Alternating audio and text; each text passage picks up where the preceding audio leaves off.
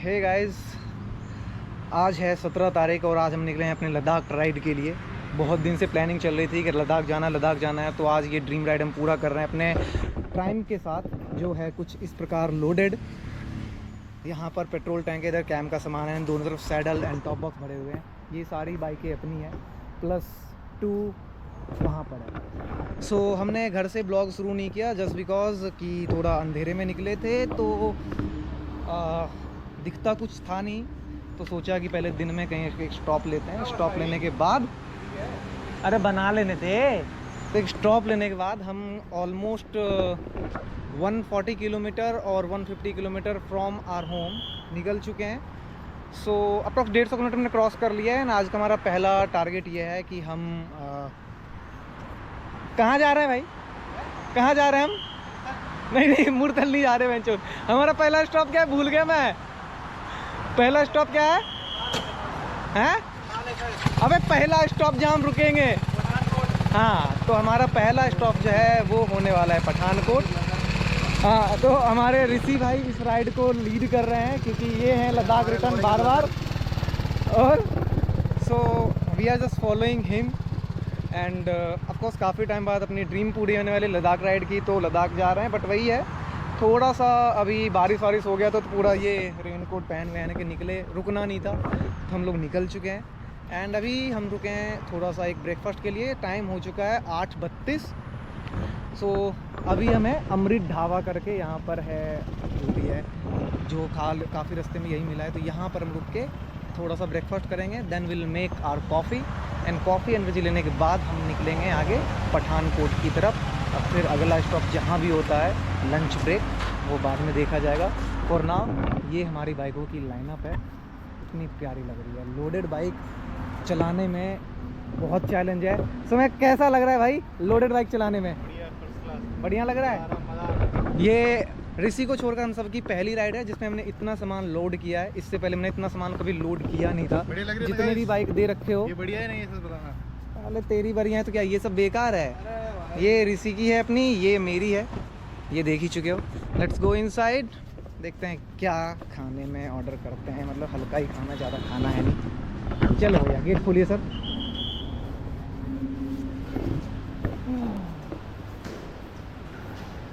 क्या मंगा रहा है भाई? मंगा के आ रहा है,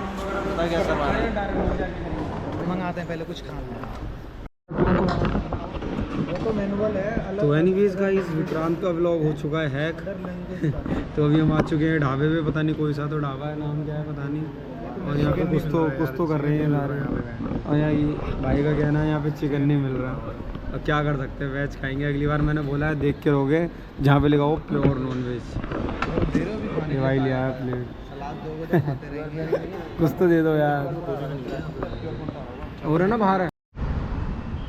सो गाइज, हमने ब्रेकफास्ट करके कॉफ़ी वॉफ़ी पी ली है। 9 बज गए approx. And before reaching Pathankot हम रूम बुक कर रहे हैं अभी से एडवांस में, ताकि वहाँ पे कोई दिक्कत ना हो। एंड हमारी 5 बाइकें इधर ही है। एक बार अब सही से आप देख सकते हो कि बाइकों का सीन कैसा है। सो बाइक ऑलमोस्ट बहुत तगड़ी लोडेड है सारी। एंड अब कुछ मिनटों में हम यहाँ से रवाना होंगे, फिर आते हैं ऑन रोड एंड करेंगे छोटी सी बात। और मोहन जी अपना कुछ मजा आ रहा मजा नौटंकी आ रहा है, कुछ नहीं आ रहा, मजा नहीं आ रहा, नौटंकी आ रही है इसकी। बस मन कर रहा बाइक चलाने का। बाइक पे आकर वापस से देखते हैं कि भाई कैसा, थोड़ा सा बारिश तो ना आए तो बढ़िया है, क्योंकि बारिश लग तो रही है। मौसम अगर देखोगे तो बारिश लग रही है। क्या लगता है, बारिश होगी या नहीं होगी? भाई मेरे हिसाब से ना हो तो बढ़िया है। क्या लगता क्या है? लगता तो बहुत भाई मेरा ये दे पहले तो। भाई बैंड तो बज रही है, मेरा टूट गया। मैंने पहले बोलता ले आता। सी ऑन रोड एंड सो ये होगा सीन है कुछ ऐसा। बारिश का मौसम लग रहा है और हम हो चुके हैं रेडी अपने डेस्टिनेशन की तरफ। होटल हमने कर लिया है बुक, कुछ हाईवे से 1.5 किलोमीटर है। एंड अभी बाइक को निकाल रहे हैं रोड पे। अब होगी असली राइडिंग, भगाऊ राइडिंग, क्योंकि बारिश से बचना है भैया। रेडी?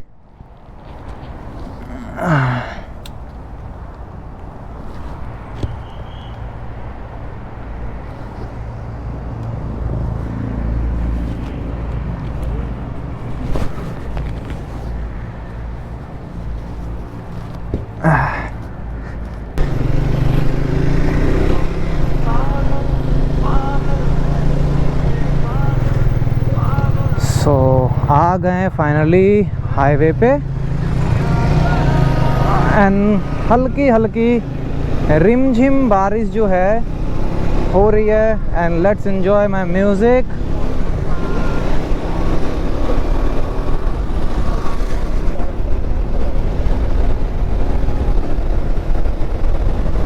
तो ऋषि भाई जो हमारे हैं लद्दाख रिटर्न हो चुके हैं कई बार, तो ऋषि हैं जो लीड कर रहे हैं राइड को। मैं टेल में मोस्टली रहता हूँ, बस एक बार लाइनअप हो जाए सही से तो मैं टेल करूँगा। एंड यस, बारिश जो है बस तेज़ ना हो तो बढ़िया है। पैर थोड़ी अकड़ गई है यार।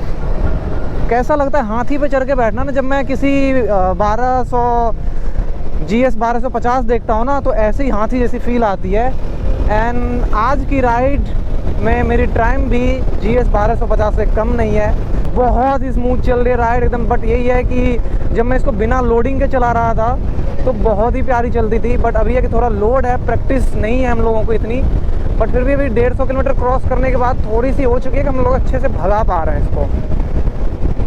सो यस, अब जो भी अपडेट है हम ऑन ग्राउंड ऑन रोड आपको देते रहेंगे। एंड फॉर नाउ मैं थोड़ी राइड एंजॉय कर लेता हूँ, क्योंकि अभी ब्लॉग में कुछ बोलने का कुछ फ़ायदा है नहीं, क्योंकि इट्स प्लेन रोड।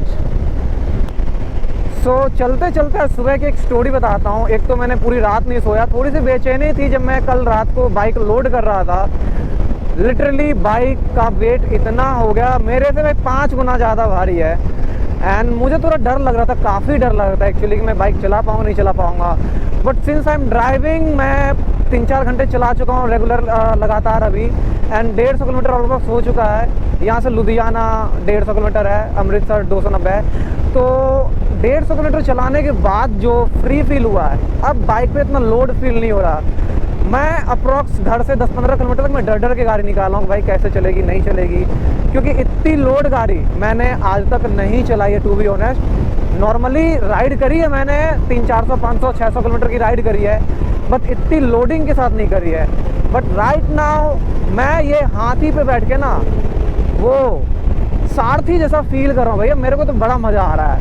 अब लग रहा है हाँ कुछ चल रहा है, स्पीड भी है एंड एक बैलेंस भी है। दोनों अगर आपकी पैकिंग सही हो तो बैलेंस बहुत अच्छी हो जाती है। तो मेक श्योर अगर आप कहीं ट्रिप पे जा रहे हो, ओवरलोड कर रहे हो या फिर जो भी लोड कर रहे हो, मेक श्योर कि वो बैलेंस होना चाहिए, तो आपकी राइडिंग क्वालिटी थोड़ी बेटर हो जाती है। एंड एज ऑफ नाउ मैं अभी तक बहुत इन्जॉय कर रहा हूँ। ऋतिक की बाइक थंडर है, उसमें थोड़ी सी प्रॉब्लम आ रही है, अब देखते करके आगे कोई शॉप मिलेगी मैकेनिक शॉप, तो उसकी कुछ छोटे मोटे टेक्निकल इशूज ठीक कराने हैं। बट फॉर नाउ मैं बहुत इन्जॉय कर रहा हूँ।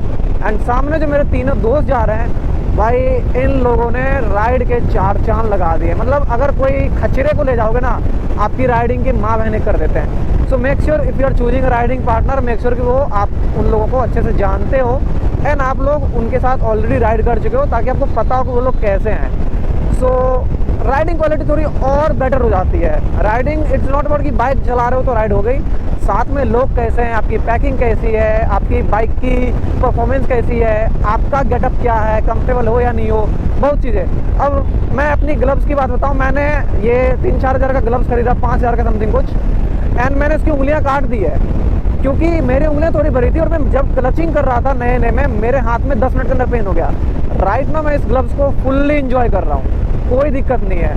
दोनों हाथ के टिप्स मैंने काट दिए हैं। तो थोड़ा ये सब चीज़ों छोटे छोटे चीज़ों को आप वो करके ना अपनी राइडिंग क्वालिटी और बेटर कर सकते हो। सो समय हो गया है कुछ 12:40 एंड हम चंडीगढ़ के आउटर रिंग रोड की तरफ हैं। लैंडोर करके पता नहीं क्या नाम आ रहा है, चंडीगढ़ का आउटर रिंग रोड मैप पे दिखा रहा है। सो फर्स्ट ऑफ ऑल तुमने सारी लाइटें वाइटें बंद कर दी, बहन जो इंडिकेटर देना भी बंद कर दिया। सो अभी हमने फ्यूल अप कराया है एंड हमने एक्स्ट्रा टैंक में भी पेट्रोल रख लिया, क्योंकि इसके बाद हमें नहीं चाहिए कि हम 300 किलोमीटर रुके फॉर द पेट्रोल। तो हमने दोनों टैंक में भी 2-2 3-3 लीटर डलवा लिया फॉर नाउ, क्योंकि सिर्फ बैकअप के लिए भरना नहीं था पूरा। दूसरी चीज़ जो इस बाइक की परफॉर्मेंस एंड माइलेज निकल गया है भैया, हाईवे पे जो ये दे रही है वो 30 के अप्रॉक्स 9 लीटर में 300 किलोमीटर चली है। तो ऑलमोस्ट 30-32 का इसका हाईवे परफॉर्मेंस है। सिटी में तो मैंने 25 से ज़्यादा उम्मीद की नहीं थी, सिटी में ये मोस्टली 25 ही दिया था, क्योंकि 250 किलोमीटर 10 लीटर में ये खा जाता था। बट अभी ये 300 किलोमीटर सेकंड फ्यूल अप पे जो निकल गया है 300 किलोमीटर चला, मतलब 30-32 अप्रॉक्स ये चल रहा है। एंड जो पठानकोट है यहाँ से ओवरऑल आपका 230 किलोमीटर है। अब देखते हैं कि 1-2 घंटा और बाइक चलाने के बाद थोड़ा लंच वंच कर ले, अगर सब चीज़ सही रहा तो। बाकी ये चंडीगढ़ पुलिस की यहाँ नाकाबंदी बहुत हो रही है, और मतलब कदम कदम पे हैं इधर लोग। ये बाहरी रास्ता इसलिए थोड़े कम है, बट हैं, रोक भी रहे हैं जहाँ तक दिख रहा है।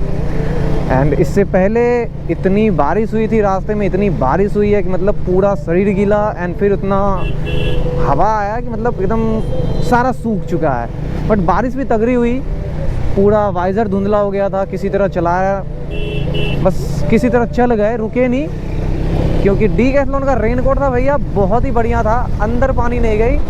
एंड बस भैया वाइज़र का थोड़ा सा सिस्टम हिल गया था, क्योंकि वाइज़र में पूरा स्मोक हो गया था, बहुत ज़्यादा ब्लर था, विज़न बहुत ही ज़्यादा ख़राब हो गई थी। तो फॉर नाउ अभी चंडीगढ़ जो इंटर करने के बाद जो मौसम है नॉर्मल है, वेदर काफ़ी अच्छा है, गर्मी तो बिल्कुल नहीं है इधर, और धूप भी नहीं निकल रही, क्योंकि 12 बजे का मौसम आप इमेजिन कर सकते हो, 12 बज रहे हैं, लग नहीं रहा है। सो एक बार ये रास्ता थोड़ा क्रॉस करें, ये मार्केट का रास्ता है, थोड़ा ज़्यादा भीड़ भी है, इसको थोड़ा क्रॉस करते हैं पहले, फिर वापस आते हैं कैसा रहा कैसा नहीं रहा। तो पंजाब के तरफ बाइक राइड जो है हमारी पहली हो रही है। यहाँ पर एक चीज़ मैंने देखी है, यहाँ पर हिंदी का नामो निशान नहीं है, या तो इंग्लिश या फिर पंजाबी, एंड मोस्टली इंग्लिश भी कम ही मिलती है। सो लोकेशन का पता कर पाना कि हम कहाँ हैं, अगर प्रॉपर गाइडेंस ना हो तो आप किसी बोर्ड के भरोसे तो नहीं रह सकते हो। जैसे और जगह पे क्या होता है, मोस्टली हिंदी इंग्लिश दोनों होते हैं, एंड अदर लैंग्वेजेस भी ऐड हो जाते हैं। बट यहाँ पे एक चीज़ देखने को मिला है, ओनली पंजाबी एंड कहीं कहीं पे इंग्लिश है। भाई साहब लोकेशन की बहुत कन्फ्यूज़न है। बस हम लोग राइड एंजॉय करते हुए जा रहे हैं। अभी बीच में कॉफ़ी ब्रेक लिया था, क्योंकि नींद आ रही थी थोड़ी सी। लंबे रूट से एकदम 300 किलोमीटर का अप्रॉक्स चल चुके हैं, एंड हमें ऑलमोस्ट 184 और जाना है, जहाँ पर हमने होटल स्टे लिया है। सो उससे बीच में हम थोड़ा सा एक लंच ब्रेक ले लेंगे। बट कन्फ्यूजन तो है। पंजाब में एक चीज़ तो देखा था मैंने, लास्ट टाइम एक बार अमृतसर भी गया था, तो वहाँ पे भी सेम यही फेस किया था कि वहाँ पर हिंदी नहीं है, और इंग्लिश भी हर जगह नहीं है, मोस्टली पंजाबी, एंड समटाइम्स आपको इंग्लिश भी देखने को मिलेगी। एंड हाईवे पे तो भैया मैं तो थक चुका हूँ कि बहन चो कहीं लोकेशन का पता चले कि कौन सा गांव है, कौन सा शहर है, क्या है। एक तो हाईवे पे चले जा रहे हैं, कुछ पता नहीं चल रहा है। तो देख लो, या तो इंग्लिश है तो ठीक है, वरना पंजाबी ही पक्का मिलेगा कहीं पे भी। ये सिस्टम ही अलग है यहाँ का। 3 hours later. क्या अपडेट है भाई? Totally fucked up. जोर से बोल। अरे भाई टोटली ऐसे नहीं बोलते। सो अपडेट ये है, हमारे ग्रुप में एक लौंडा था, ऋतिक था, नहीं है, बताता हूँ क्या किया उसने। रोड क्रॉस करने दो। दोनों ब्रेक शू फेल है, चेन स्प्रॉकेट फेल है, लाइट फेल है, इंजन फेल है। अब क्या क्या बचा हुआ ये बता। पूछ ले भैया इस खटारे में क्या क्या काम होना ये बता दो बस। इसकी डिस्क ब्रेक का पंप खराब है, और क्या खराब है? बस और कुछ और नहीं क्या नहीं था इसके अंदर? और सब कुछ है। दोनों डिस्पेड गायब हैं। वे आगे थे सारे, कुछ नहीं है, आगे भी नहीं है। हमें 3 बजे पठानकोट होना था, यहाँ 7 बज चुके हैं। इस गधे की बाइक में 4 घंटे लग चुके हैं, और अभी भी कितने घंटे लग जाएंगे? डेढ़ घंटा तो लगे जाएगा। 1-1.5 घंटा। हाँ चले। यही है वो खानदानी चूतिया जो हमारी राइड की माँ बहन कर चुका है। ना बैठने का पता, ना सोने का पता। बैंड बज रही है, कुर्सी लगा के नीचे सो रहा हूँ, और सामने देखो हमारे बंदे का क्या हाल हो रखा है। मोहन क्या हो गया बेटा, क्या हो गया, क्या हो गया? हुआ कुछ ऐसा है, एक बंदा आया था हमारे साथ, ऋतिक नाम का। वो यहाँ लद्दाख घूमने नहीं आया था, वो यहाँ बाइक की सर्विस कराने आया था। वो यहाँ लद्दाख घूमने नहीं आया, उसकी बाइक में हर वो एक काम हो रहा है जो बेसिक सर्विस में होता है। तेल से लेकर, ब्रेक पैड से लेकर, चेन स्प्रॉकेट से लेकर, हवा है वो भी नहीं है। मतलब उसकी बाइक की पूरी सर्विस हो रही है।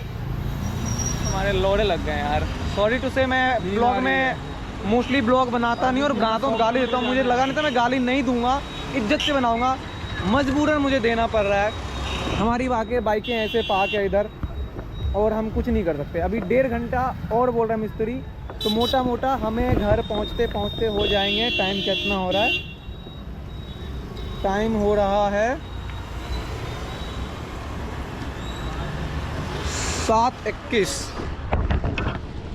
हमें घर हो जाएगा कितना, 9, साढ़े 9, 10 बज सकते हैं। तो फ़िलहाल के लिए इस डे 1 की सत्यानाश जो हुई है उसको करते हैं यहीं पर सत्यापन। डे 2 में देखते हैं कैसा जाता है। डे 1 की तो ऋतिक भाई साहब ने बैंड बजा चुके हैं।